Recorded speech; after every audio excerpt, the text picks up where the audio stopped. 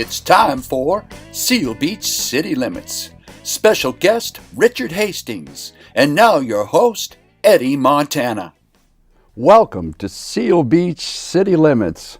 I'm your host, Eddie Montana, and our guest tonight is Richard Hastings. Hello, Richard, and welcome. Thank you, Eddie. Good to be here. Richard, I was reading over your bio, and I was amazed at some of the things you've done in your life. Thank you. You have become a stellar performer. And I'd like to mention a few things about you. Is that okay? It turns out that your musical journey started when you were 7 years old. How did that happen? Yes, it was 7 years old. And I don't know this connection, but I'm down at the beach. I'm from California. Family used to go down to the beach every summer. And on the beach this one summer when I'm 7, I'm running around having a great time in the duplex. We were in a duplex, and the two girls in the other duplex were these college girls in bikinis, and they somehow took a liking to Little Dicky, and I'm running around, and they handed a ukulele to me, right? Ah, okay. And they taught me how to play, what was the song? 26 Miles Across the Sea, Santa Catalina, whatever, you know. The Island of Romance. Yes. And Such a true thing. So I guess they thought that was charming, and by the end of the day, I was performing for my whole family, 26 miles across the sea, you know. And I don't know, maybe it awakened something in me. I mean, I was only 7, but these two beautiful women in bikinis, I don't know, there's some kind of connection there, but I've been playing music ever since. I begged my mom to get me a guitar when we went home. And so, do you still play the ukulele? Not really, but... well, you know what? Do you think you could actually play that song for us? My God. Just one try. Okay. Okay. Now you're putting me on the spot here. He was 7 years old. Here he is on the ukulele. Richard Hastings is going to play 26 Miles Across the Sea, Santa Catalina. All right, let me think if I can do this. Let's see. Now, they did teach it to me when I was 7, so it's got to be 10 or 15 years now. So, I mean, I got to think if I can really remember this. Let me think. Oh, yeah. There it is. See, 26 miles across the sea, Santa Catalina is waiting for me. Santa Catalina is the island of romance. Romance, romance, romance, romance. I'm surprised I can pull that out of my hat. Hand on the ukulele, Richard Hastings. Yeah, well, I don't know. Yeah, they just thought it was so cute that Little Dicky could sit there and strum those chords, and I never forgot it, Eddie. I don't know what it is. After that, you started thinking about becoming a professional musician. So obviously you had to start thinking about how to be a performer, how to learn to play the guitar.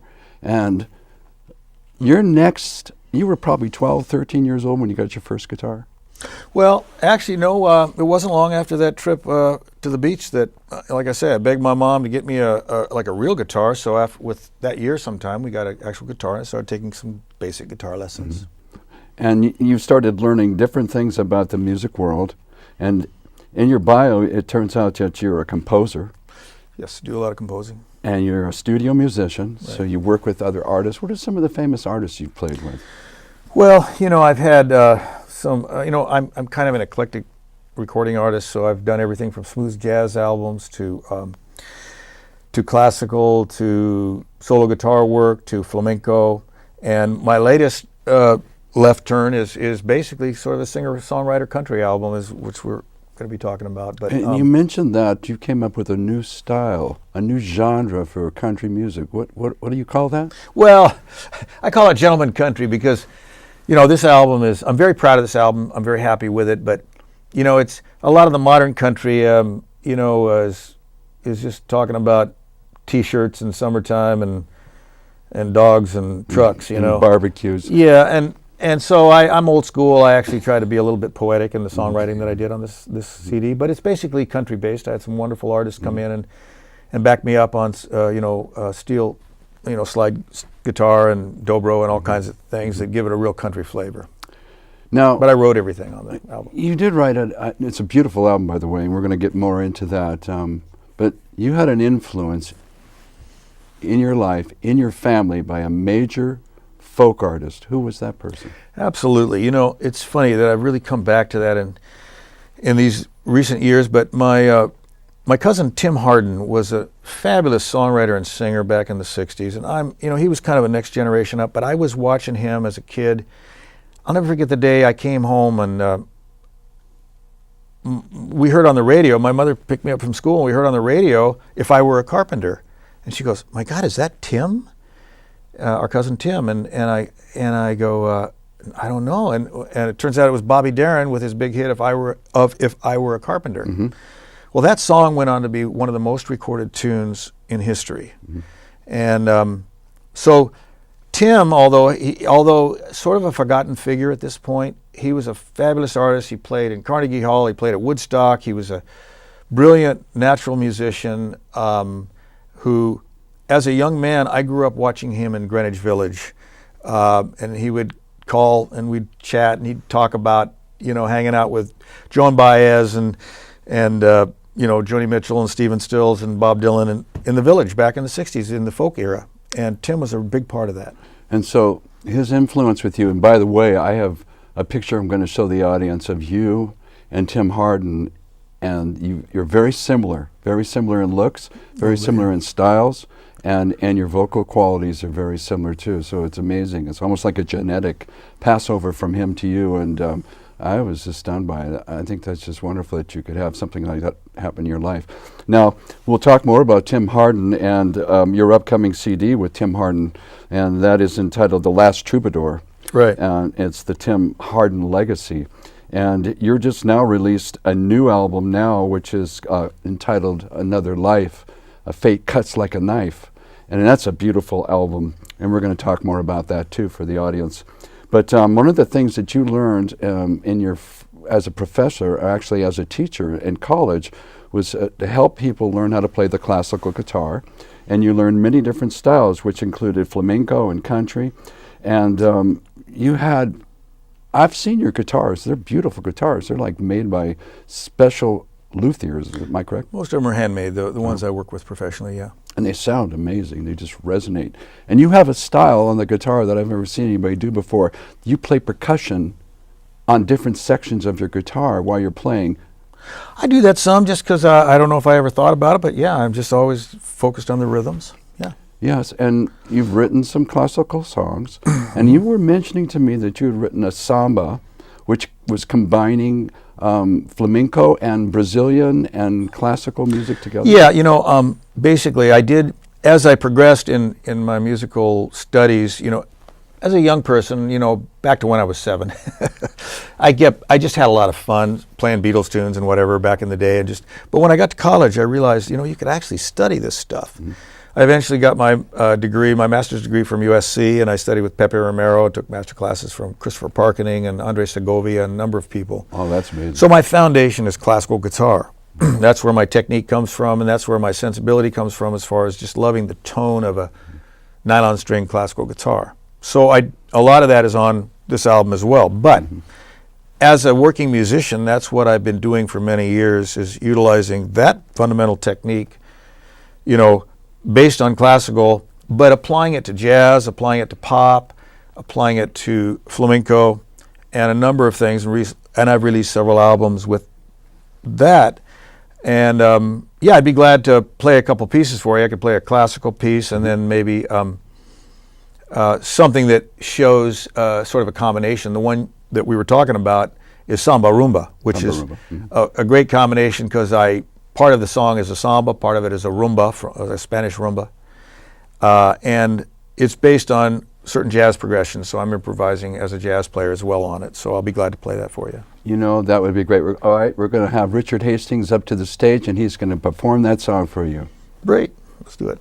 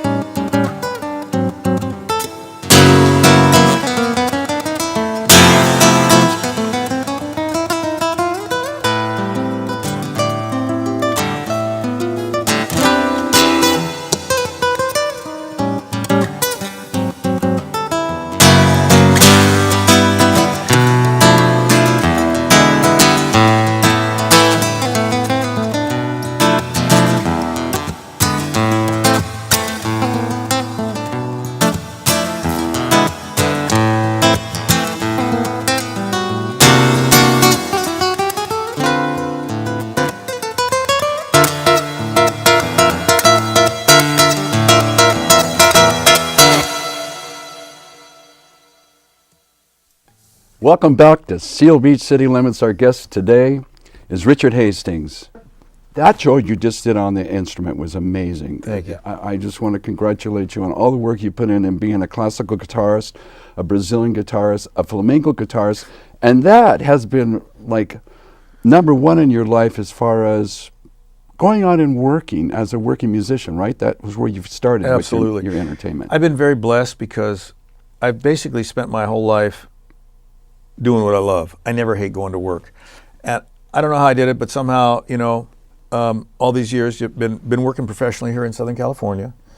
And I found some really nice environments, everything from studio work to, five-star resorts to corporate events to all kinds of things that support my habit, and I've been able to make a good living, raise a couple kids in the suburbs, and so enjoy what I do. And as a singer-songwriter, obviously people are going to ask you to play cover tunes. Absolutely. And so you probably had to broaden your horizon from just an instrumental player. Oh, absolutely. And to learn things from the 60s, 70s, 80s, and 90s. I call myself a working musician, which is sort of an oxymoron, I realize.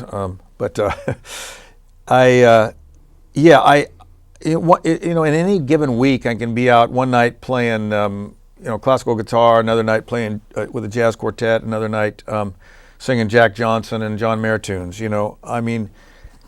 And to me, that's been two things. It's been my journey. In other words, I love exploring all these different styles of music.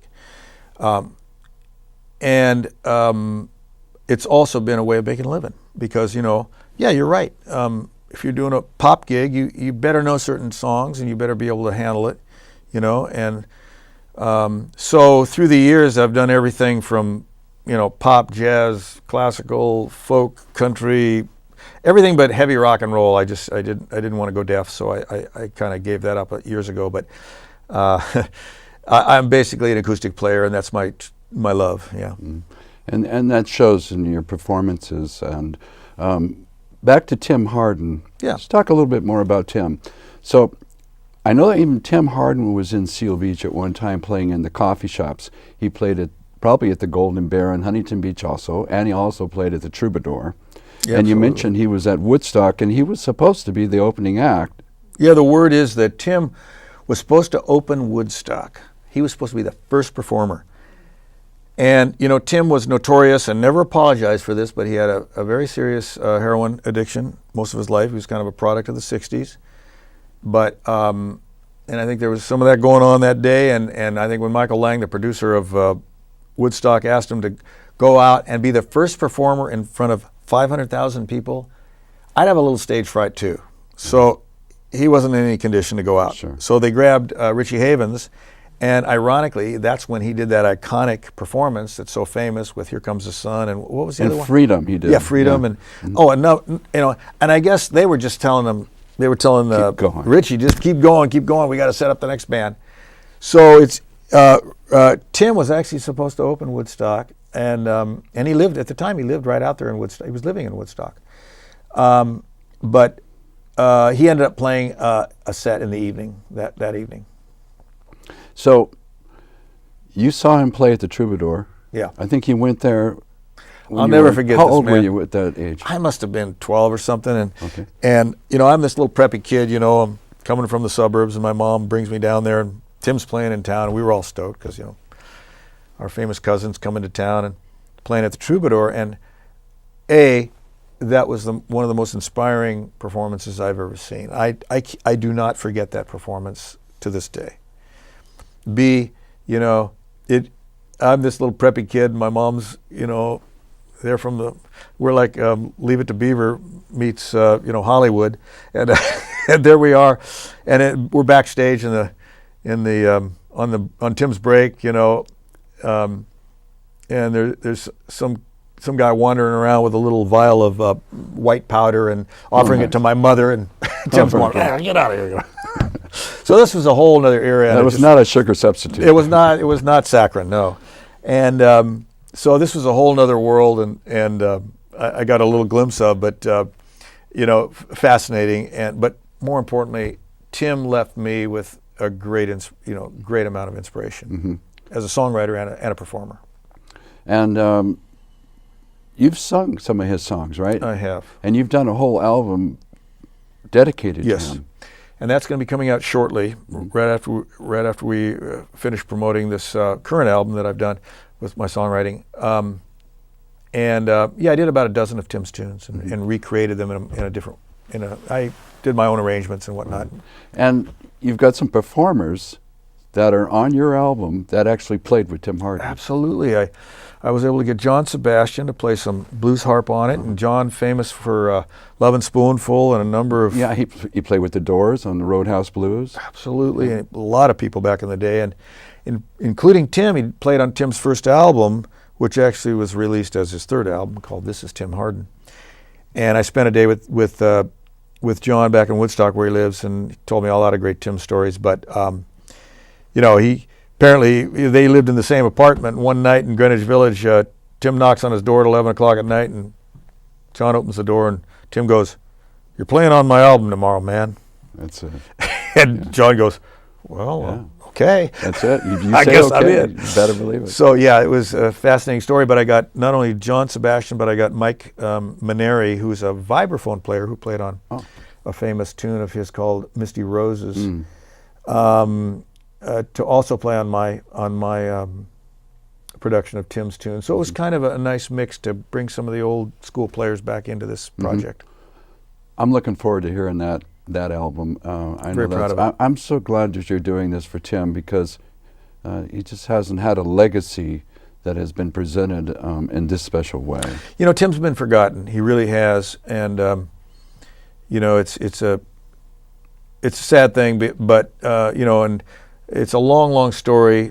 There's been a script written on his life. There's been a book written on his life that never got released, either one of them, unfortunately. But Tim had quite a story, and for a guy who had one of the most recorded tunes in history, the last time I saw him was in late 1970s, maybe 79, before he died in 1980. He was living. He was dirt broke, going out on the street to make enough money to have dinner at the local joint in Hollywood. I mean, he had a fascinating story, and it was great. That's nice. You think you could go up and sing some of his songs for us?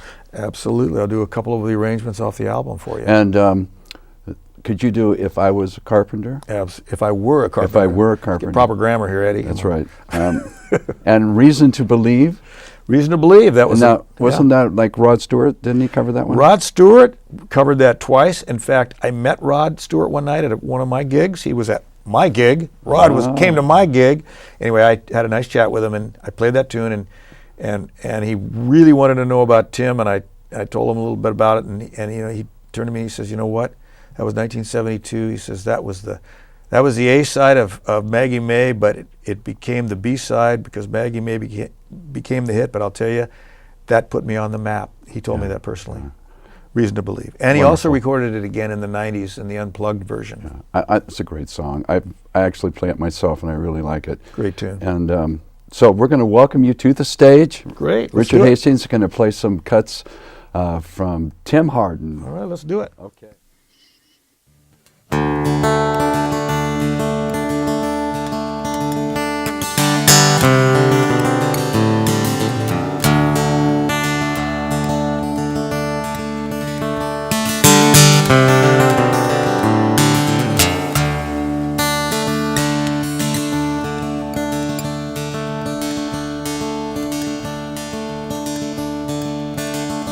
If I were a carpenter, you were a lady, would you marry me anyway?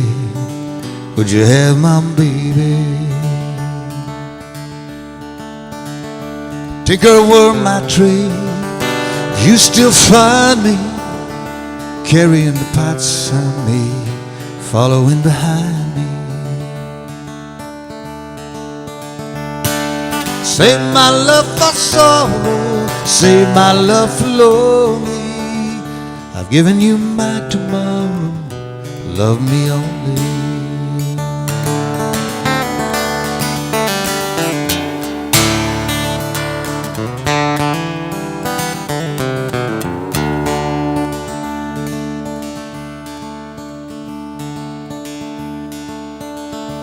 I were a miller, had a mill wheel grinding, would you miss your colored blouse, soft shoes shine?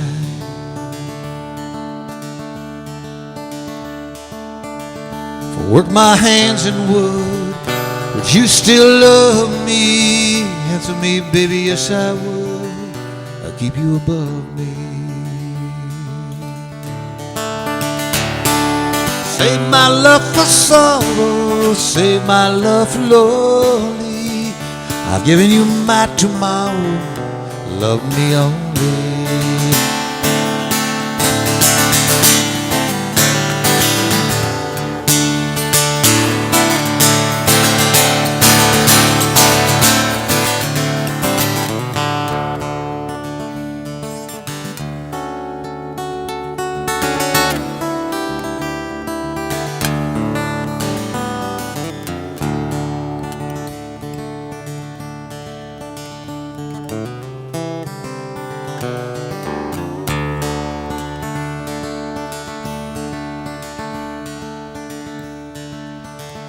If I were a carpenter, you were a lady, would you marry me anyway? Would you have my baby? Would you marry me anyway? Would you have my baby? Marry me anyway? Would you have my baby? Would you marry me anyway? Would you have my baby?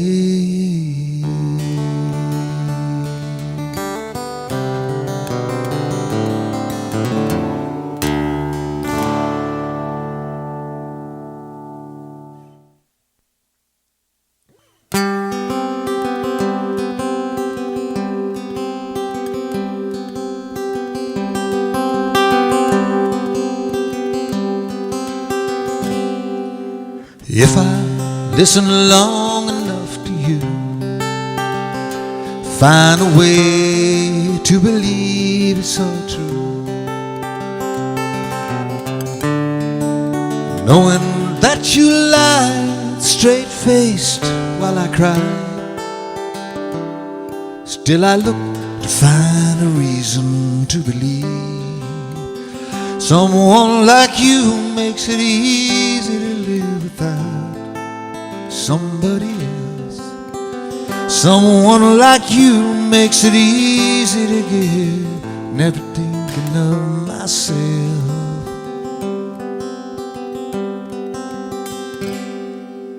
If I gave you time to change my mind, find a way to leave the past behind,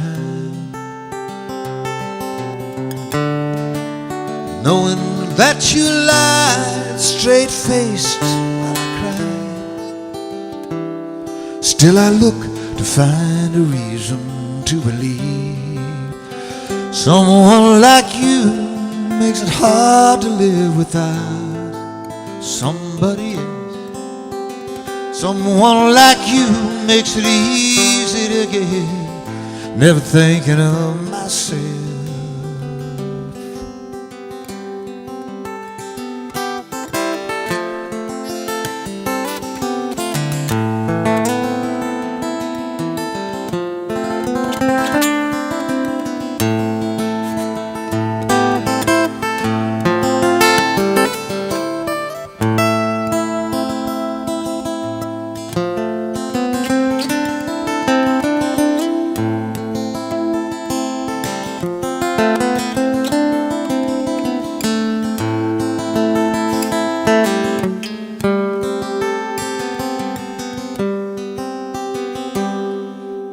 If I listen long enough to you, find a way to believe it's all true, knowing that you lied straight-faced while I cried, still I look to find a reason to believe. Yes, I look to find a reason to believe, and I look, find a reason Yes, I look to find a reason to believe.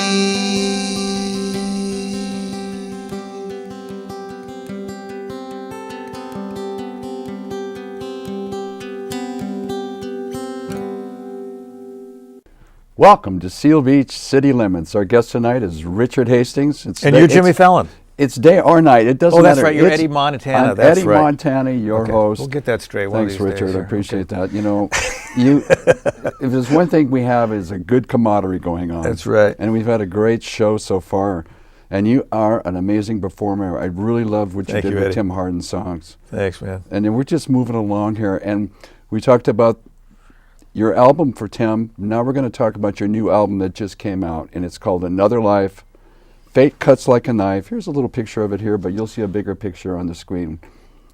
It's Is that Richard me? Hastings on the railroad tracks there. There we go. Yeah, he doesn't have purple hair in this one. Yeah. Inside joke. Anyway. Inside joke, that's between him and I. So, Richard, I listened to this album, and I want to be honest with the audience out there. I was in tears. And I don't get moved that much by artists, you know. I mean, last time I think I cried was at a Gordon Lightfoot concert. Wow. So, when I listened to that album, Richard, Love Gordon Lightfoot, by the way. I was, for 2 hours, I was like feeling your emotions that you put into this album. Thank And you. when I heard the story about how this album was created, it just resonated with me, and it still does to this day. So, Richard, let's tell our watchers and listeners how this album came about. Well, it was just a whole set of ironies. I was dating a lovely woman who eventually became my fiancée, Carol Phillips.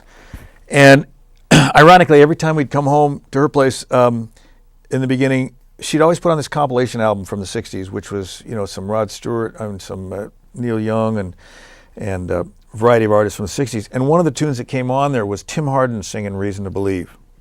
And every time that came on, because she always had the same one on, I'd go, you know, that's my cousin Tim. She'd go, right, yeah, it's your cousin Tim. No, really, it is. And so after about 3 times like that, she actually did some research on Tim, and she really became a big fan of Tim because she didn't know his music.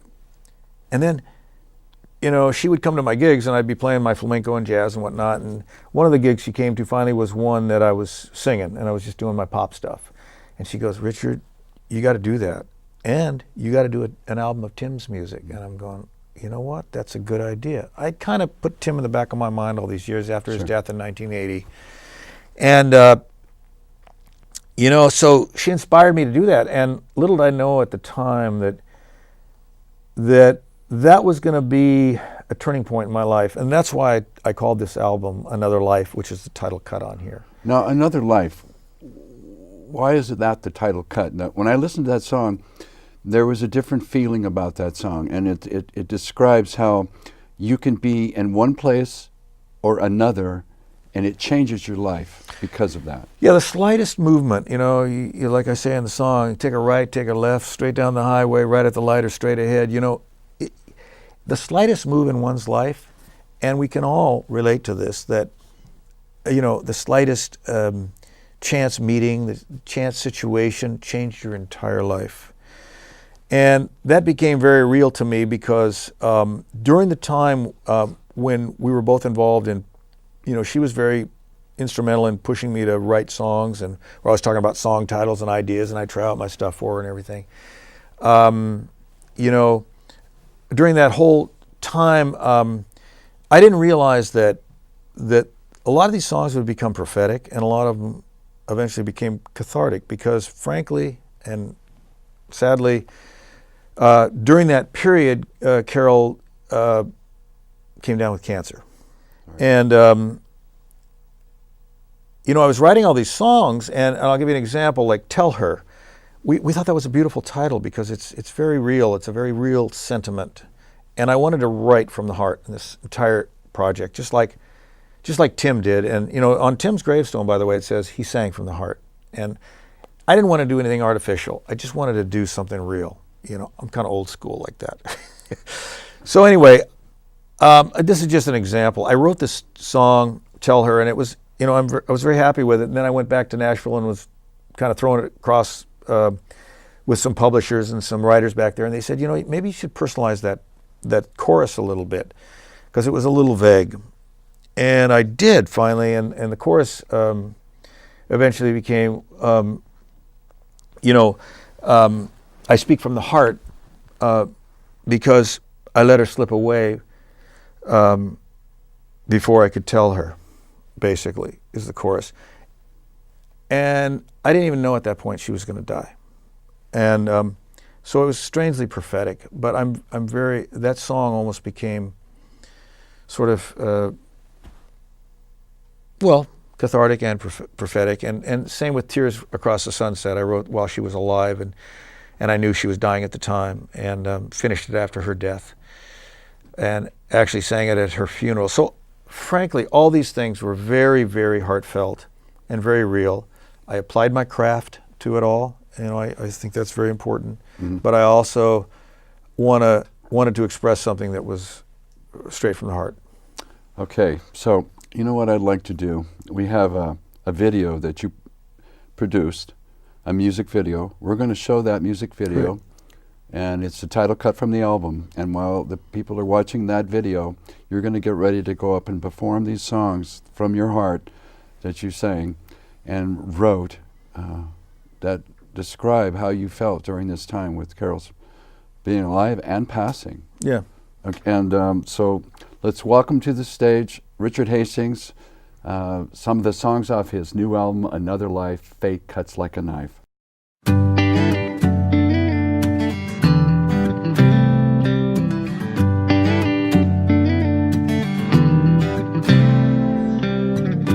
Maybe should have stayed with my high school sweetheart. Maybe should have raised 4 kids in Monterey. Maybe should have never left the meadows of Montana. Maybe I'd be singing sweet bluegrass today. Ooh, ooh, ooh, oh, ooh. Maybe should have raised some hell in New York City. Maybe should have stayed on that job down in LA. Maybe should have never left the workday nitty-gritty. Problem is, well, I'd be someone else today. 'Cause that's another song, that's another plan, another book, another man, that's another life. And fate cuts like a knife. Fate cuts like a knife. Probably should have never left that table in Las Vegas. Probably should have never left that lady in Spain. Pobrecita, me hace falta. But God knows I would have never been the same. Oh.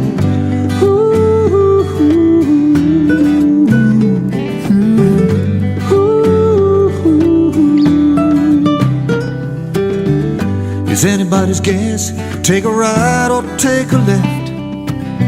Head down the highway right at the light, go straight ahead. It's anybody's guess if I could have changed tomorrow. Problem is, I'd be someone else instead. 'Cause that's another song, that's another plan, that's another book, another man, that's another life. Fate cuts like a knife.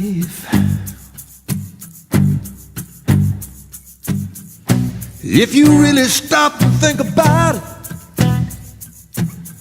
if you really wanna know, there ain't no doubt about it, it's way beyond our control. 'Cause it's another song, it's another plan, another book, another man, it's another scene, another dream, another game that ain't the same. It's another fight, ain't no glory living somebody else's story. It's another life. And fate cuts like a knife.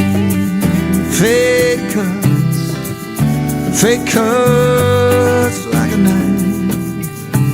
You know that's how she was. Mm-hmm. Fate cuts like a knife. Fate cuts like a knife.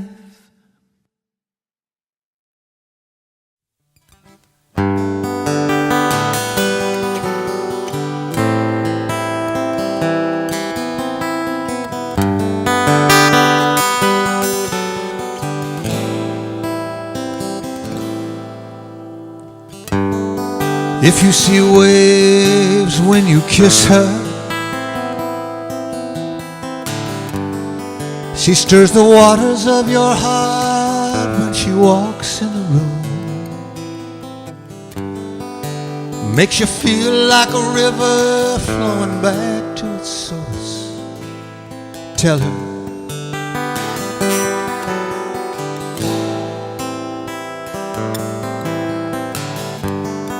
if every love song you hear is about her, like an epic on a silver screen, no story ends without her, a love scene.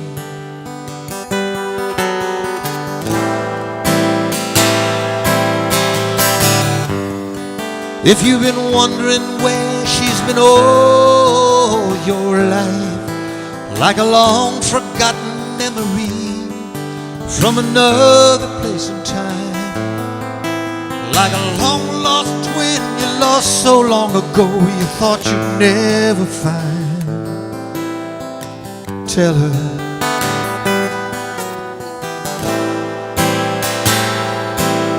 you know I speak from the heart, because I let her slip away, only to find it's too late to tell her.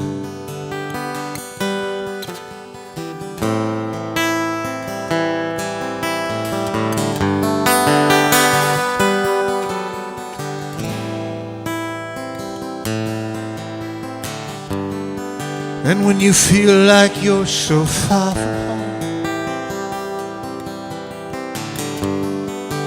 like a lonely stranger in a tale of old, 'cause your story ends without her, remember,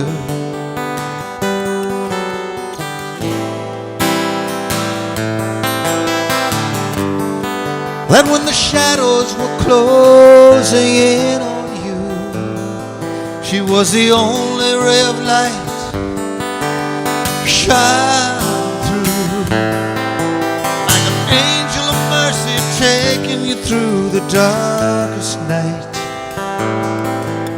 You love her.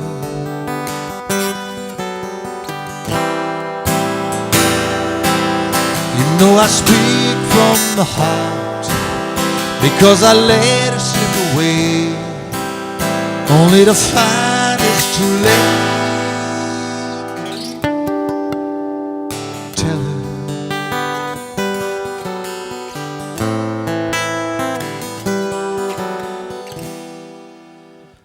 Tell her,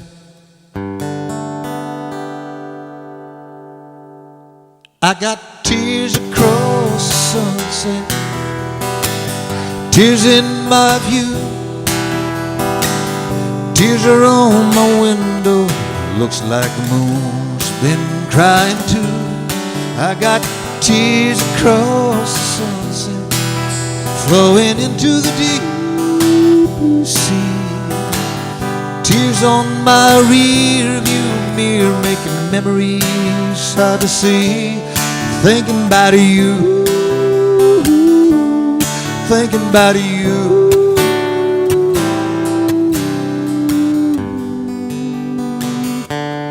Thinking about you.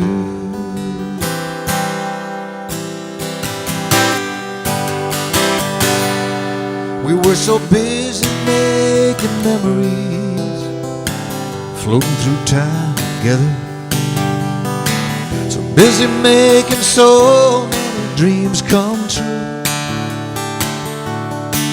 We were so busy thinking all this go on forever. Things to see, things to do.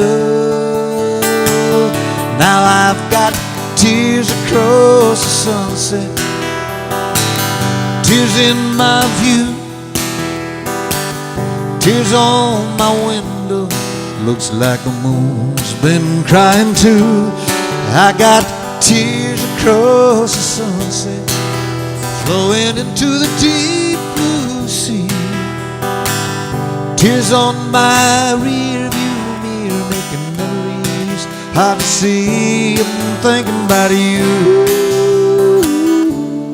thinking about you.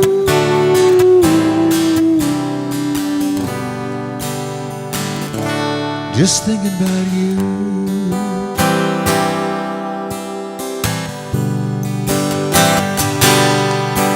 All the years we watched that sunset always set us free. A mirror on our love life, you and me. Forever and ever, amen. It was meant to be. Happily ever after in the end. Now I've got tears across the sunset, flowing into the deep blue sea. Tears on my rear view mirror, making memories hard to see. Thinking about you, thinking about you.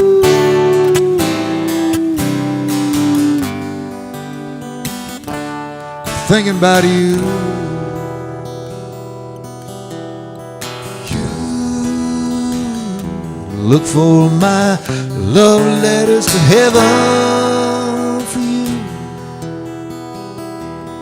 till the day we'll be together again.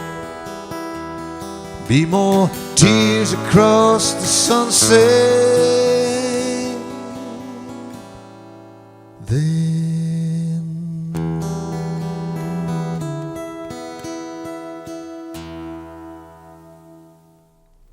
And welcome back to Seal Beach City Limits.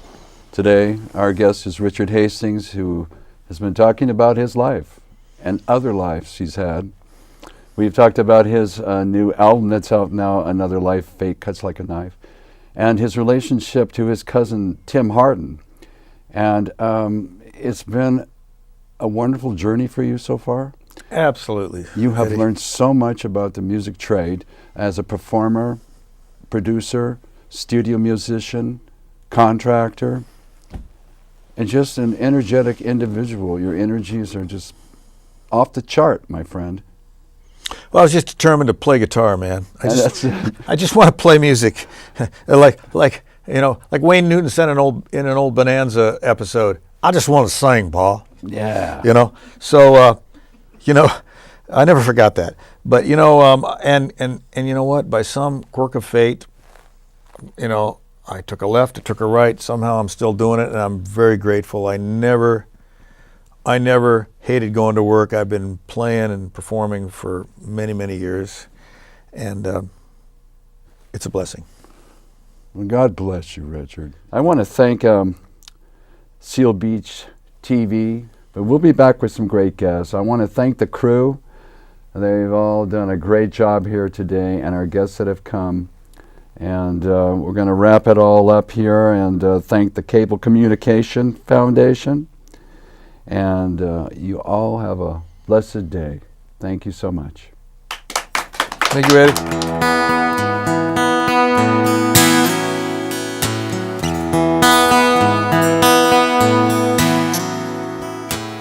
I saw you down at the corner store one day. You and little Jimmy were playing all those games you play. Looks like our boy had grown an inch or two. He's looking like a young man. You were looking mighty fine too. I couldn't get myself to say hello, even though I know it's okay with you. Old habits don't die young, you know. Looking back, it ain't about that. As I was thinking about my sorrow, my regrets of yesterday, while I was worrying about tomorrow, seems today slipped away.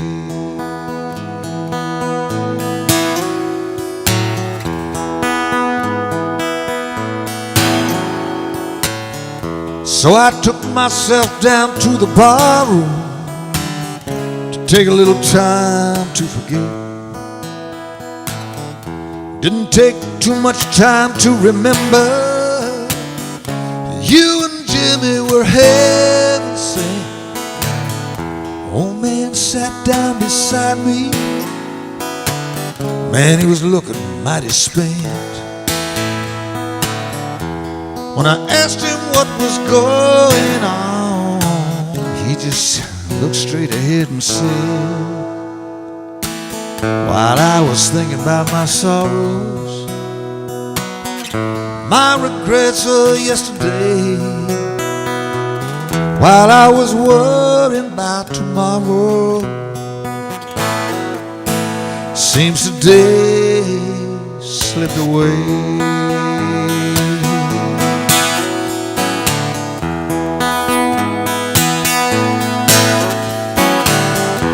Summertime came and summertime went. Winter rolled in like an 18-wheeler. Another rolled by, yes, another one was spent. I couldn't get myself to see her, 'cause she looks like she's moving on. She looks like she's standing strong. When I finally asked what's going on, she just smiled and said, while we were thinking about our sorrows, our regrets of yesterday, while we were worrying about tomorrow, you let today slip away.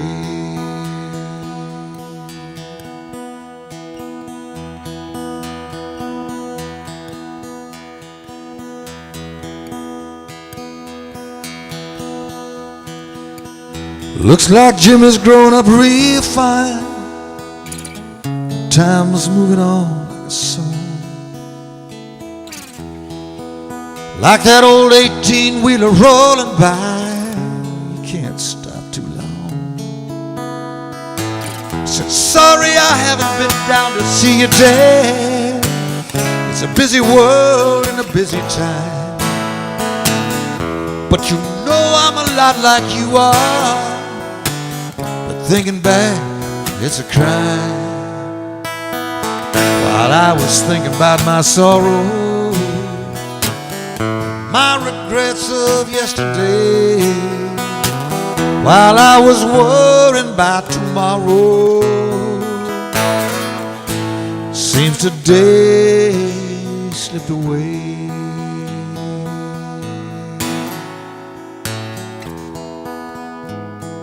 Seems today slipped away.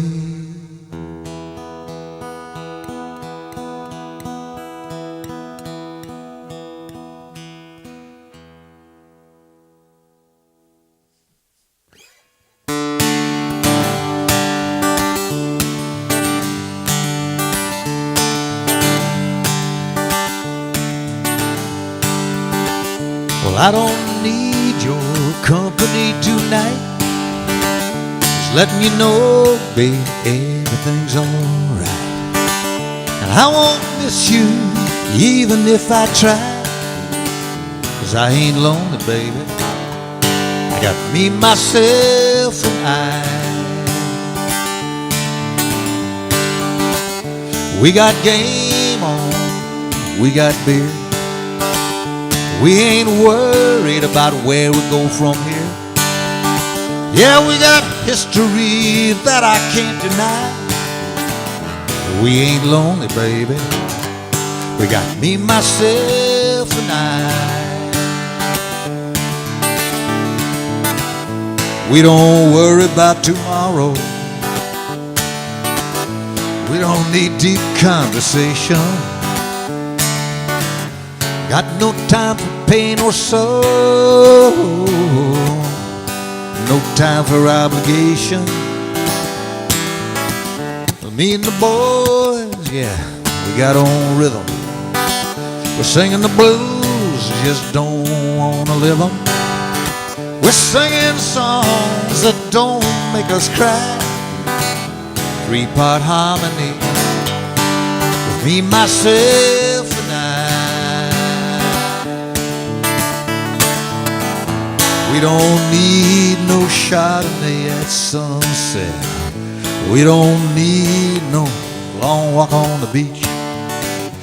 We don't need no dozen roses. Man, I reckon we're complete. But if you yourself or anybody else is feeling lonely, just drop on by the house.